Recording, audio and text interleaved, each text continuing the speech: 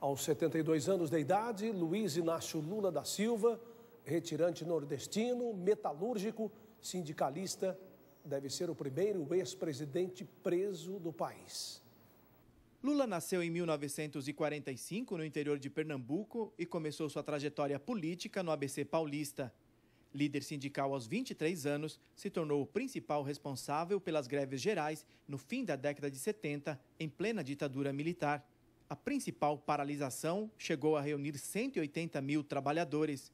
Foram 45 dias de greve e o governo militar enquadrou Lula na Lei de Segurança Nacional por desobediência civil. Preso em 19 de abril de 1980, Lula passou 31 dias na cadeia e depois foi liberado. À época, recebeu condenação de 3 anos e 6 meses de prisão, mas depois foi absolvido pela Justiça Militar. A força do movimento grevista garantiu a Lula a criação do Partido dos Trabalhadores em 1980. No mesmo período, Lula disputou o governo de São Paulo, mas não se elegeu. Em 86, foi eleito deputado federal constituinte. A partir daí, a presidência da República se tornou seu principal objetivo. Disputou eleições presidenciais em 89, 94, 98, até ser eleito em 2002. Não trairei um só momento a confiança que vocês depositaram no PT. E logo nos primeiros anos de governo, o PT mergulhou no escândalo do Mensalão em 2005. O então presidente Lula sobreviveu a uma enxurrada de denúncias de compra de votos de parlamentares. Reeleito em 2006, ele comandou o país até 2010 e deixou o cargo com 80% de aprovação. Uma grande liderança do nosso Brasil, do nosso povo, da América Latina, com repercussão internacional. A investigação contra Lula teve origem na compra de uma cota de um imóvel no Guarujá, litoral paulista, em 2005. Mais tarde, sob o comando da empreiteira OAS, o apartamento veio a ser chamado de triplex.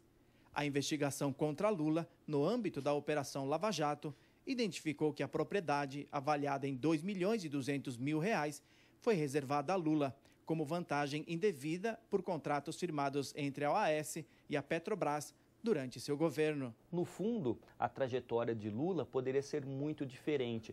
E aí há uma diferença entre o PT das lutas sociais e o PT que chegou ao poder e fez de tudo, muitas vezes pela via da corrupção, infelizmente, para permanecer no poder, se perpetuando num projeto aí não para o país, mas para o partido, o que acaba solapando as instituições da democracia e os princípios republicanos. Na primeira instância, o ex-presidente Lula foi condenado a 9 anos e 12 meses de prisão pelo juiz Sérgio Moro. A defesa recorreu ao Tribunal Regional Federal da 4ª Região, a segunda instância da Justiça, que fica em Porto Alegre. E lá, os desembargadores elevaram a pena a 12 anos e 1 mês de detenção em regime fechado pelos crimes de corrupção passiva e lavagem de dinheiro. A partir daí, a defesa buscou instâncias superiores da Justiça na tentativa de garantir a liberdade do ex-presidente. Pelo esse fato de ser um ex-presidente e estar envolvendo um possível candidato às eleições de 2018, isso realmente fez com que a própria Justiça desse um andamento um pouco mais célere a esse julgamento. O habeas corpus impetrado pela defesa para evitar a prisão de Lula foi negado pela Suprema Corte.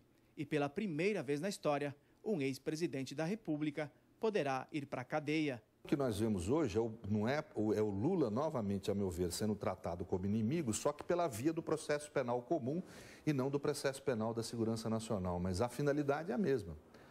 O modo é que muda, a forma é mais aperfeiçoada de autoritarismo. A defesa do ex-presidente sempre negou todas as acusações e diz que Lula é alvo de perseguição política. Este advogado, especialista em direito constitucional, afirma que o julgamento é jurídico. Ainda que se permeie por uma questão toda política envolvendo um possível candidato à presidência e um ex-presidente, entendo eu que o julgamento se pautou por fundamentos totalmente jurídicos. Já o professor de direito constitucional considera o julgamento político. A meu ver, eu não tenho dúvida que foi um julgamento político. Foi um processo que teve a aparência de cumprimento das normas constitucionais democráticas e do processo penal, mas no conteúdo não houve isso. Mesmo sendo preso, Lula não deve desaparecer do cenário político. A figura política do Lula não acaba.